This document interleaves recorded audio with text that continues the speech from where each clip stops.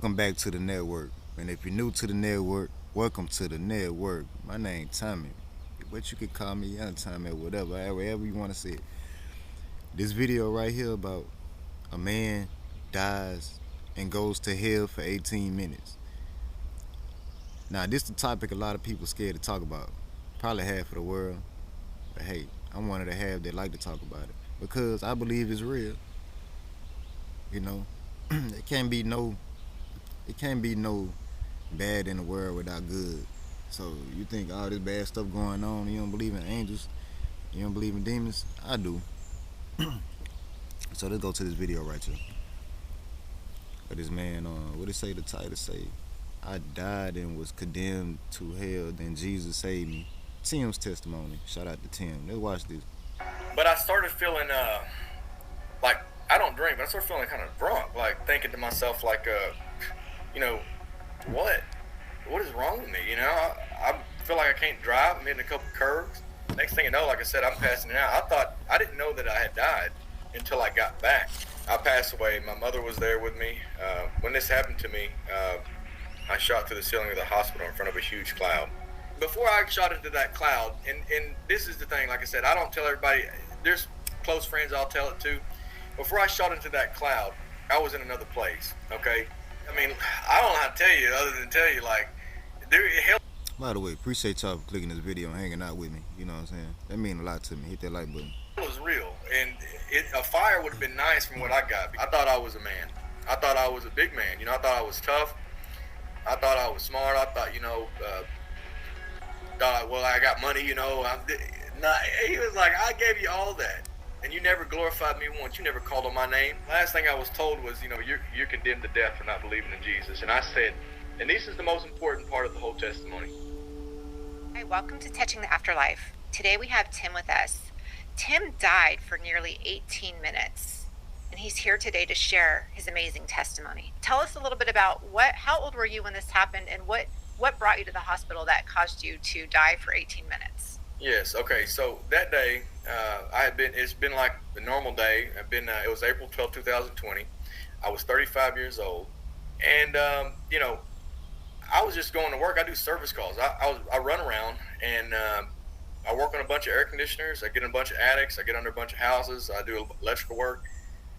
But I started feeling, like, I don't drink, but I started feeling kind of drunk, like thinking to myself, like, what is wrong with me? I feel like I can't drive. I'm hitting a couple curves. I called my mom and I'm like, I'm about to have to go to the emergency room. Like something's not right. And she's like, yeah, you need to go if this is the way you feel. One thing, I got an idea of how death is. When it come, it's gonna come unexpected, whether you like it or not. It's gotta happen. When your time up, your time up. You can't beat death, you can't fight death. I just say y'all believe in God, man, because when he call you home, you can't do nothing about it. You gotta go home. But sometimes like this guy right here, God wanted to teach him something. He didn't believe in God, I guess. He had all this stuff. You can have the world, you don't believe in God. It can be taken away from you, or your life can be taken away from you. To the emergency room, my mom gets there, and I'm like passing in and out of consciousness. It's like I can't even stand. I'm having to sit down, and they take me back. They hook me up to. They thinking maybe I'm low on IV or whatever. They check me out. Next thing you know, like I said, I'm passing out. I didn't know that I had died until I got back. So I'm at the hospital in ICU, and I'm just, I passed out. But I thought that I passed out. I didn't know that I died until I got back. So, and what the doctors think is an allergic reaction to two different types of medication that I was taking. Now, I was taking two different types of antibiotics. They don't know for sure what it was. And like I said, I didn't know if I was poisoned or what happened, but I passed away. My mother was there with me. When this happened to me, I shot through the ceiling of the hospital in front of a huge cloud. I believed at the time I was hallucinating. I thought, they had to give me some kind of drugs, morphine or whatnot or whatever. When this happened to me, I'm looking at the cloud, and I'm looking at it, and I'm thinking to myself, and mind you, I never read the Bible before this, so I didn't know anything about the clouds of glory. The cloud, it parted like two hands, and when this happened, it looked like peppers shot together, like black specks of peppers shot together to the center of the cloud, and it formed a materialized. One thing about these videos, I believe every single last one of these videos that people make. Look it up. Hell testimonies. They all say the similar things about how hell is, y'all.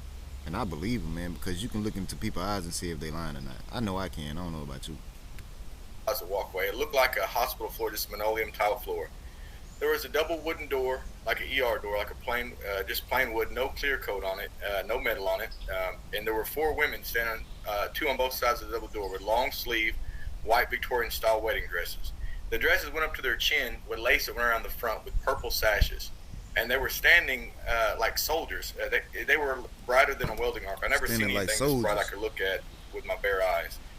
And so I'm eye level with the floor, just barely above the floor, just like this. And I'm thinking to myself that I've fallen off the bed or whatever, and I don't know what's going on exactly. And I'm thinking, why are the nurses standing like this? Why do they got white dresses on with purple sashes? My mother's a nurse, and I've seen scrubs my whole life, so I've never seen anything like this. And I'm sitting there looking at it, and in front of the door, this figure of a man materialized from his feet to his head, like just it looked like off Star Trek. He materialized literally, and he got about halfway to me, and he completely materialized. He had thick white curly hair.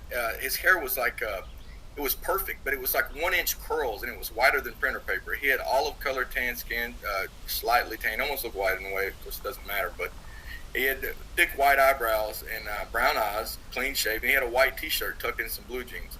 And the guy, he looked like a farmer. His clothes were old. They looked just normal, just like a normal man, just like like a farmer that stepped out of his shop or something, And he walks out to me, and he puts both his hands on his hips, and he's staring down at me.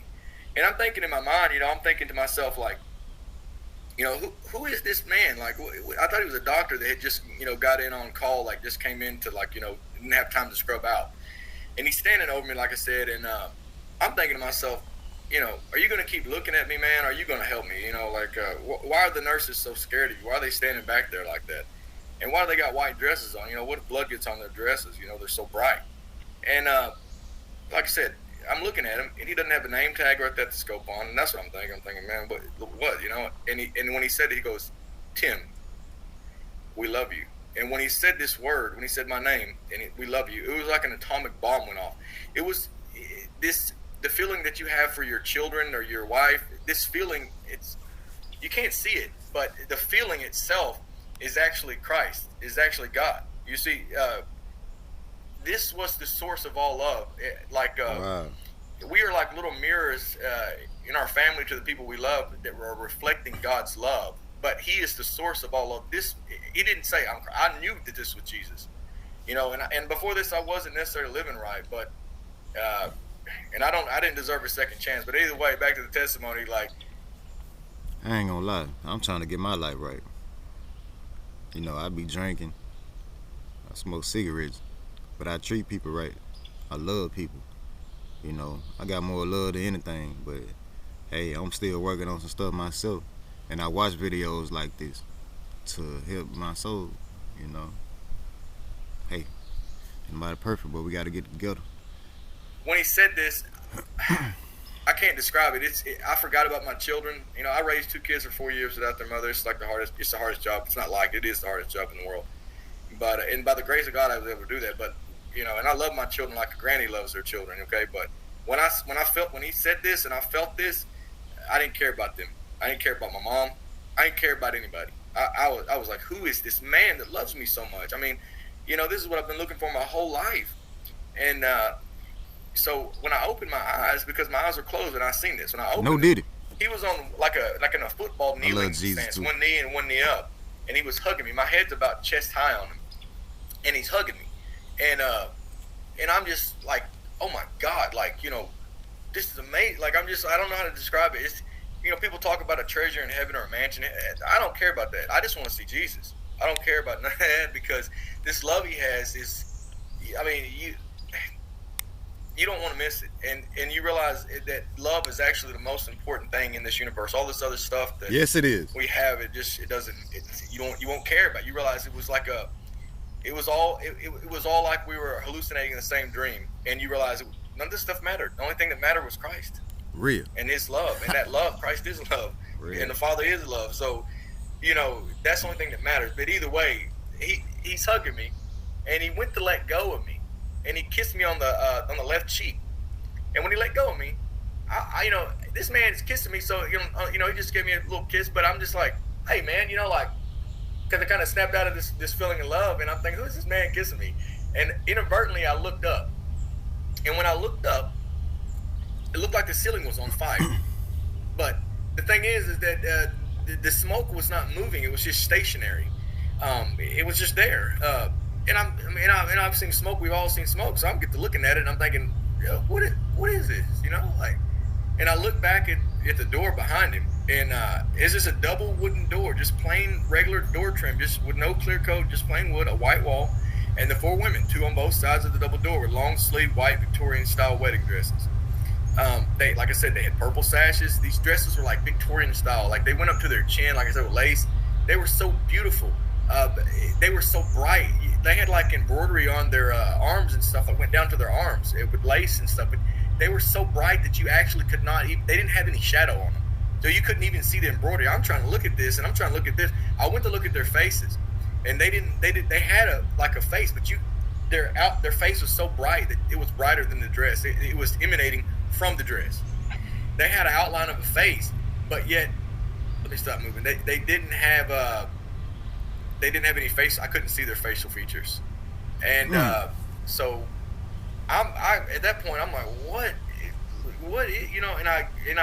and I look up, because I'm looking like beside the Lord, and I look up, and he's kind of staring down at me, like kind of like this, like he didn't say anything, but he was like, yeah, he's like, yeah, I'm God, like, but he didn't say that. And when this happened to me, I couldn't even, at the time, I used curse words and stuff, so I couldn't make out words to even say. I probably wanted to, but I couldn't even talk. I looked to my right, and I seen the earth below me, and I seen the coastline, and I seen the land, and I screamed. I said, this is crazy. What is... Yeah, man, I live by a train, man. Y'all excuse the train. They must be loud. I'm used to it, though. They hear me. I like to hear it. They don't even wake me up. I'm so used to it. But it be loud sometimes, you know what I'm saying? I'm from the woods, man. Nature, the country. I'm a country boy, Where y'all from? I want to know where y'all from. Y'all drop y'all city for me. If you're watching this, appreciate you. If you've been watching this long, keep on watching with me, man. Don't leave me yet. I'm lonely. I need some friends. Is all this? What is my purpose? And when I said this, I'm looking at him. He started to speak. It went mute. I can see his lips moving, and I'm focused. I can see his lips. I can see all this. Is like I'm looking at it right now. And he started to speak, but it went mute as soon as he started to speak. And when he started speaking, at the same time, whenever I'm, looking at his lips, he showed me a replay of my life. I saw the moment that I was born. I seen the clock was 5:01 in the morning. I seen the doctor's name tag. And I seen every single sin that I ever committed. And I'm not talking about like a couple. I'm talking about billions. It's beyond anything that, every single lie, every single mistake.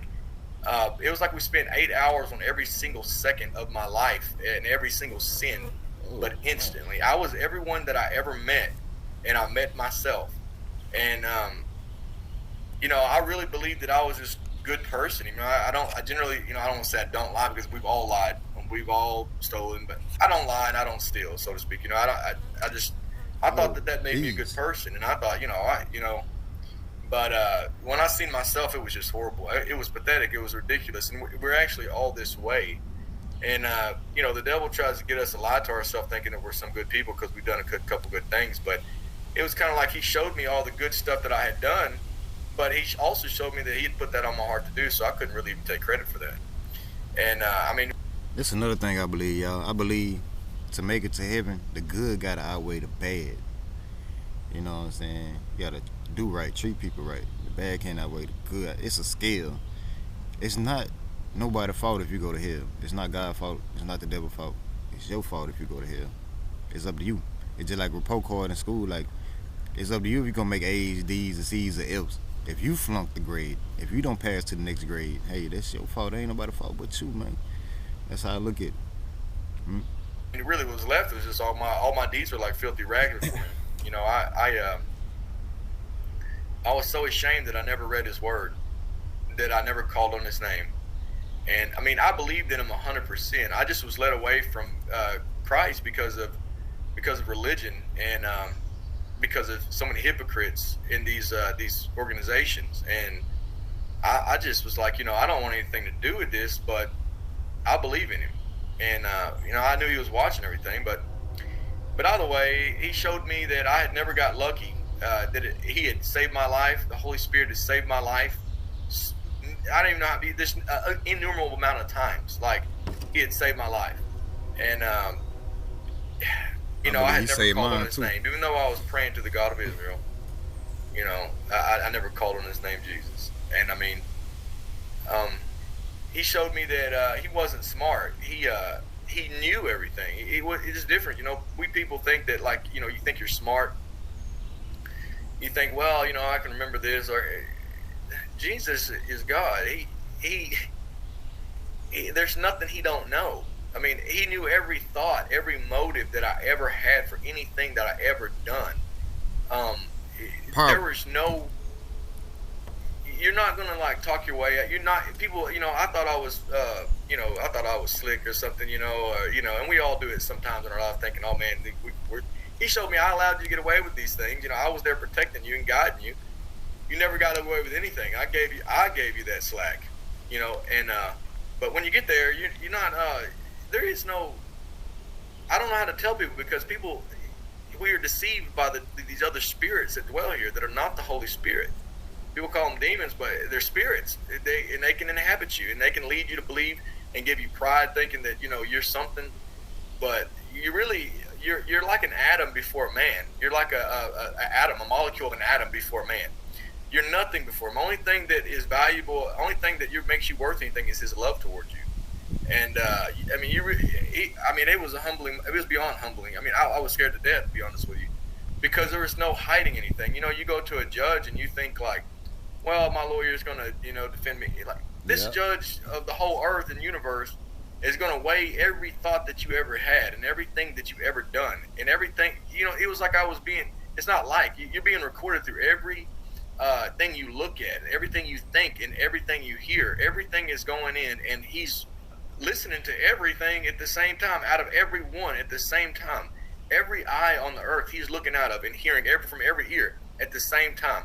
And it's not something that's difficult for him. It's just like me having a conversation, but listening to everybody in the world at the same time. I mean, yeah, I believe we've been under surveillance since we was born. Like, the moment we born, we got an angel watching us and we got a demon watching us. And if we do bad, the demon take us to hell when we die. If we do good, the angel take us. We been watched since we was babies, because we born in war. We born in spiritual warfare between good and evil.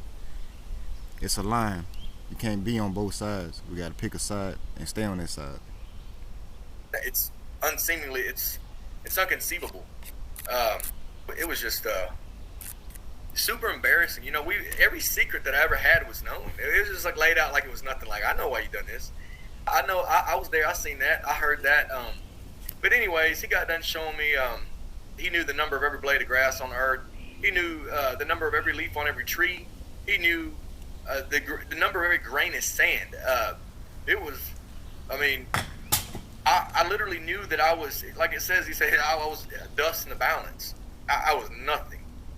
But yet he loved me. And he loves every one of us like this. It's crazy. Amazing. The craziest thing about it's it, he amazing. was so humble.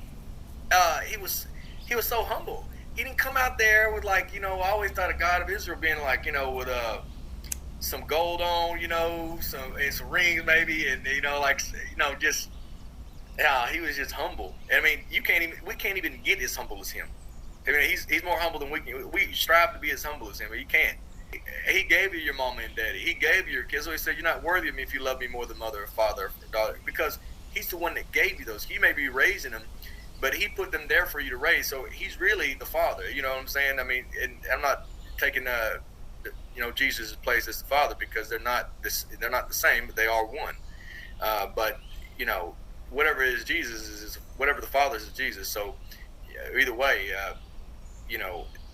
he showed me that he was love. The love you have for your kid. You better, like, I don't know how to tell you. Like, I love Jesus more than anybody. He is my idol. He is I look up to. Who is I want to be like. And the more you read about him and you see how humble he is, you'll that'll happen. You'll see, like, this is this is a real man. That's my And brother. he stood back, he stood up, and he took a step back, and he waved his right hand just like this right here over me, and I shot back in my body. So when this happened to me, I get back, you know, my mom's there crying, holding my hand, my cousin's there. I'm thinking, I don't know what to think. I thought it was 2030 because I thought this was like I didn't think this was real anymore. I thought this was some kind of like simulation. So I'm thinking like, well, you know, what is this place? The Matrix. So did your mom say you were dead? I mean, what was her reaction to? She was sitting there holding my hand crying. They were getting to say goodbye to me, you know, they were still in the room with me. So when this happened to me, I had to stay another night, but they ended up after the next day, they took me home. And I mean, that's just the way it went, you know, but. And you saw this whole experience with Jesus in the clouds. Yeah. When I died there, you know, like I said, I didn't know I died. I was just hooked up. I was thinking they give me some morphine or some kind of drugs in my IV or something, but they didn't give me any of that. I thought I just passed out, you know. But when I got back, and you know, my mother, my cousin's sitting there crying, and my mother's holding my hand, and you know, I just came back into my body. I felt myself come back into my body, and my mom ended up and took me home, and my family came with me. The only thing that I could ask is, what year is it? I was, you know, I'm a talker, but You forgot the year. I thought it was conspiracy. I thought it was 2030. I looked through the whole pantry at my mother's pantry, looking at the expiration date on every piece of food that she had, and everything in the refrigerator, looking at the expiration date. I'm snatching my phone. I'm snatching my family members' phones out of their hand, trying to figure out, like, you know, what year is it? These people are lying to me. This is, you know, are these people even real anymore? Like, what is this place? So what was your mom's reaction when you told her what Jesus showed you and how he came to you? Well, when I first told my mom, well, first of all, you got to understand, like, I didn't tell my mom for a couple months because I didn't know how to explain it to anybody. You know, like I said, the only thing I could say is, what year is it? And they thought that, you know, I got a lot of nurses in my family. My aunt's a doctor, so they had me go to another hospital about a week later to go get a CAT scan on my brain because they had all my whole family, like, probably not all of them, but I would say at least 10 or 12 members. I mean, my mom couldn't really do nothing with me because I was Having Wi-Fi trouble, I guess. I don't know why it does this. This is why I don't do reaction videos that much, but if you've been here with me this long, thank you. Really tripping. I don't know how to explain it. Like, but they took me to another hospital. They scheduled like a CAT scan to get, because they thought something was wrong with my brain. You know, they thought I had like a brain bleed or something, or that maybe my brain wasn't functioning correctly. So they all got but I couldn't. I was scared to death of everyone and everything after this happened to me, and I'll explain why in a little bit. I tried to explain to her that I seen Jesus, but you know, someone that's not walking with the Lord, you know, it's kind of I don't know, you know. They ain't gonna like a lady believe it. told me one day, I was telling a lady on a service call, because that's They ain't what the gonna Lord believe gave it. him a business for, to be able to tell people about Jesus, you know, not just a testimony, but tell them that, you know, that he's real, and you just seek a relationship with him. It's not about religion, you know. It's just about a relationship, and read his biography, the Bible.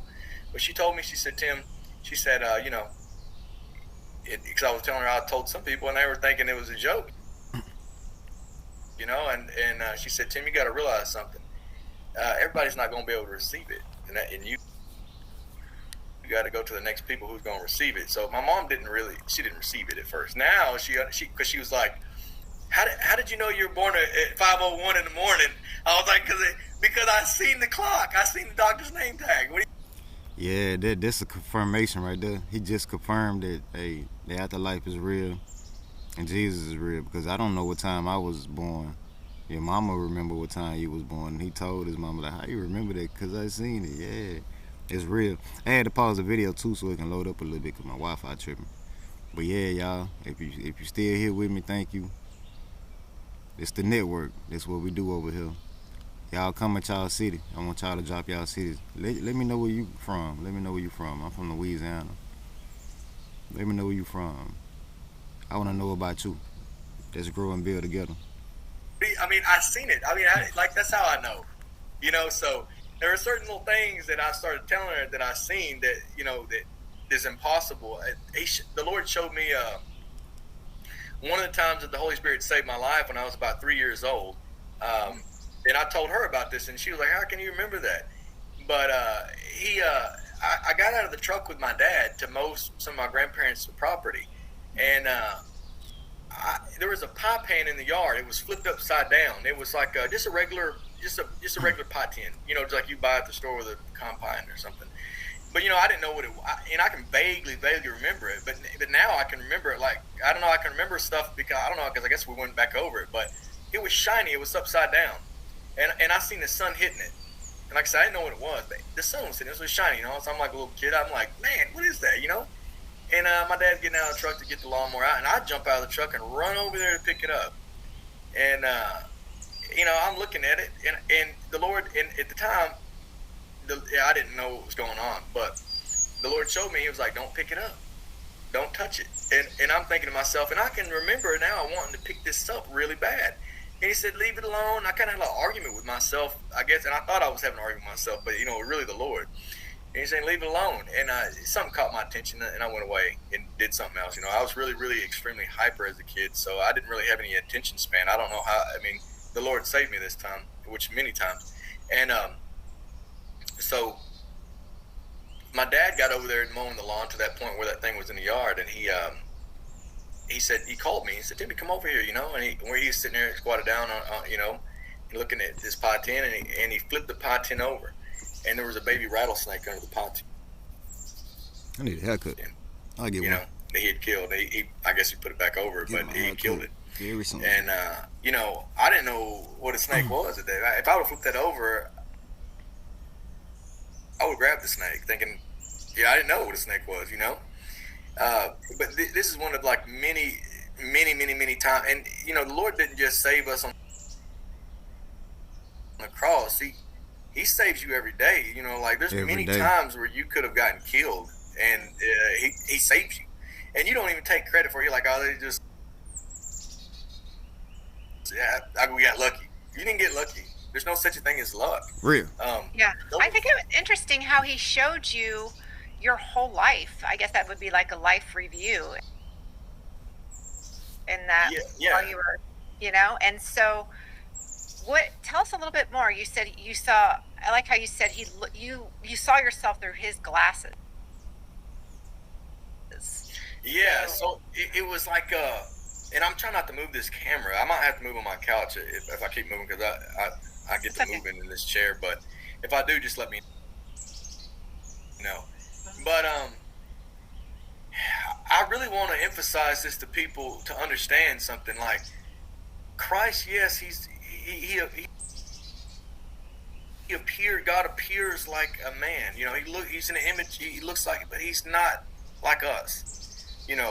We look like him, but he's the real thing. We're like an imitation. He's God, so you cannot fool him. It's like we're like essentially like a computer, like somebody, like say for a computer programmer wanted to look at your computer. And they wanted to see every stroke that you hit. Jesus can look at every file, every motive, every thought, every keystroke that you've ever thought or done. There is no fooling him. You can't. I mean, he showed me every single sin. And I'm talking about every lie, every mistake. Like, I just want people to understand, like, he's the king of. He's God, and he's the King of Kings, and he's not a king that you can come and gonna rub elbows with and be like, "Oh, you king, you're such a king." You're not gonna finesse him. There is no finesse.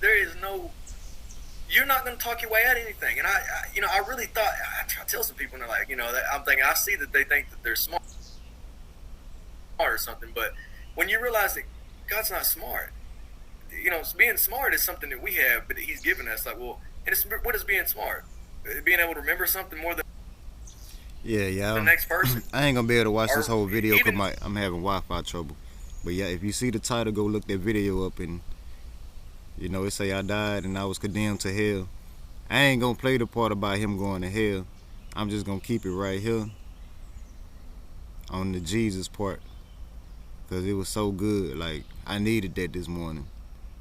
I pulled this video up and it's gonna make me have a good day, because I'm gonna be thinking about Jesus all day. And if you feel good, if you still here with me, let me know how you feeling right now, man. But I ain't finna continue this video. It's keep on freezing on me. And it's not just meant for me to continue with the video, so I'm finna end it. And I'm gonna go back and watch this video myself. I ain't gonna lie. Y'all be blessed out there, and always remember, whatever you're going through, you got somebody out there going through worse than what you're going through. And keep going. It's just a test. Sometimes we get put to the test. Everything ain't the devil. Every time something bad happens, that don't mean the devil messing with you. That means you might be getting put through the test. So don't give up. I ain't giving up. Real talk. I don't care. You might be homeless. You might not have no car. You might not have no house. You might be sleeping on your mama's couch. Who cares? You ain't the only one going through that. If you keep the faith, you're gonna make it out. You just gotta keep the faith. You gotta stay down to the come up, man. Yeah. And whatever you do, man, make sure you like the video or whatever, and share it with your people. You know what I'm saying? And I catch y'all on the next one, man. I'm finna end this one. I'm finna go ahead and end it. That was a good video.